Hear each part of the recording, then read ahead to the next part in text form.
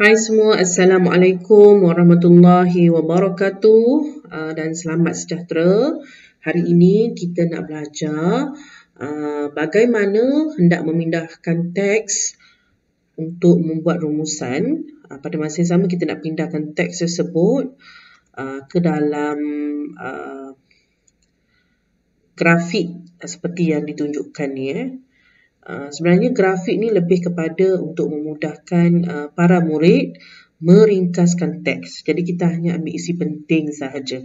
Baik, sebelum tu murid kena baca dahulu untuk memahami tentang teks ini. Baik, kita baca sama-sama Okey, tajuknya ialah senaman ringan. Senaman ringan ni konsep dia ialah senaman yang intensiti rendah. Intensiti rendah ni apa? Saya bagi contoh kalau intensiti tinggi, contoh anda berjoging. Berjoging dengan mengambil jarak contoh 2.4 km ataupun melompat dalam suatu tempoh masa tertentu. Itu dipanggil contoh-contoh senaman berintensiti tinggi. Senaman ringan ni lawan kepada senaman intensiti tinggi. Baik, jom kita baca. Faris, Abang Farisha menyiapkan tugasannya di dalam bilik bacaan. Hampir seharian dia di situ. Ketika Farisha ke bilik Faris untuk menghantar novel yang dipinjamnya, dia mendapati Faris sedang membuat senaman sambil duduk. "Mengapakah abang bersenam sambil duduk?" tanya Farisha. Faris menjelaskan bahawa senaman yang dilakukannya ialah senaman ringan. Senaman ringan ini sering dilakukan oleh pekerja di pejabat, guru, penulis dan murid. Jadi, senaman yang Faris buat ni ialah senaman ringan. Biasanya tertumpu kepada siapa senaman ringan ni? Digalakkan siapa yang buat? Pekerja di pejabat, guru, penulis dan murid. Tujuan senaman ringan adalah untuk mengelakkan kekejangan otot, risiko penyakit jantung, diabetes dan hipertensi. Baik, kekejangan otot ni contoh, kadang-kadang apabila terlalu lama duduk, otot kita tidak bergerak dengan aktif. Bila otot tidak bergerak dengan aktif, boleh merisikokan kita untuk mengalami kekejangan otot. Sebab apa kita duduk dalam satu tempoh yang lama, tidak bergerak, jadi perjalanan darah tu tidak lancar. Baik, seterusnya risiko penyakit jantung. Risiko penyakit jantung ni apa? Penyakit jantung ni dia berkaitan dengan daya tahan kardiovaskular. Daya tahan kardiovaskular ni senang je kita ingat pasal jantung.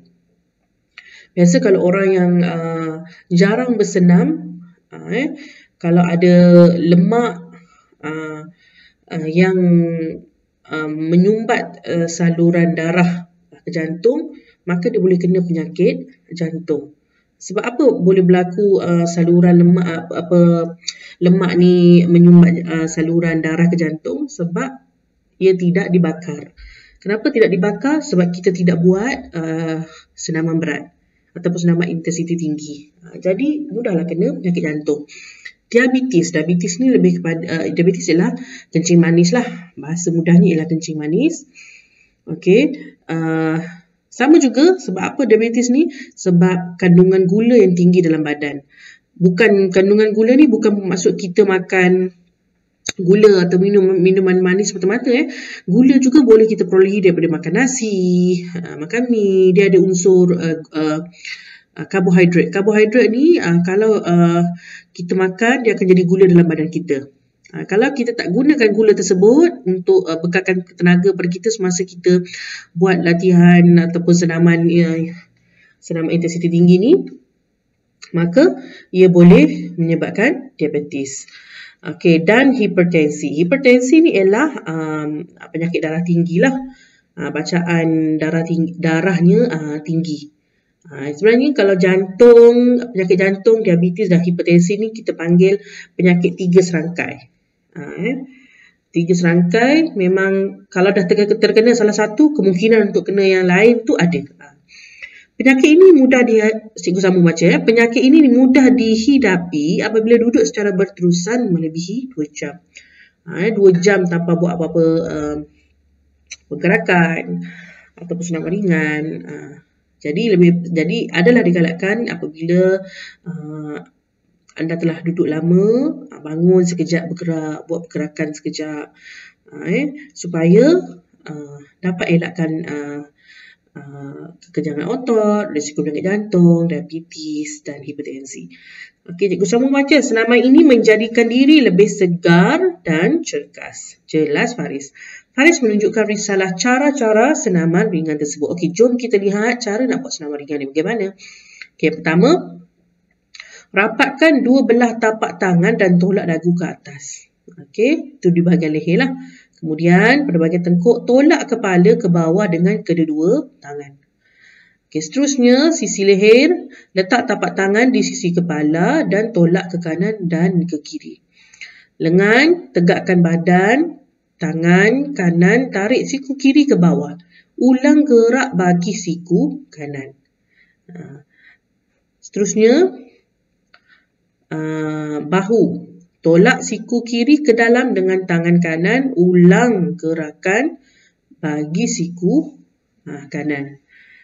Sebenarnya kita ni dalam proses regangan untuk yang bahu ni meregangkan otot. Yang ni kalau anda nak tahu otot anda berjaya diregang atau tidak apabila anda buat seperti cara saya tunjukkan ni, kita akan rasa lain sedikit pada bahagian otot lengan di bahagian sini. Kalau tak rasa apa-apa tu maksudnya belum lagi berlaku regangan yang sempurna.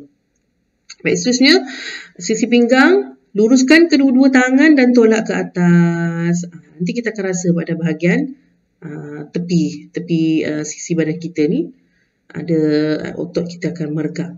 Pinggang, kedua-dua tangan di lutut, pusing badan ke kanan dan ke kiri. Dan akhir sekali, kita pegang pada peha kita, pegang lutut kiri dan angkat ke atas. Ulang gerakan bagi lutut kanan. Okey, yang ini kita akan rasa di bahagian mana? Apabila kita buat begini, kita akan rasa satu regangan di bahagian peha ni. Apabila dia dah naik macam seperti ini. Okey, jelas?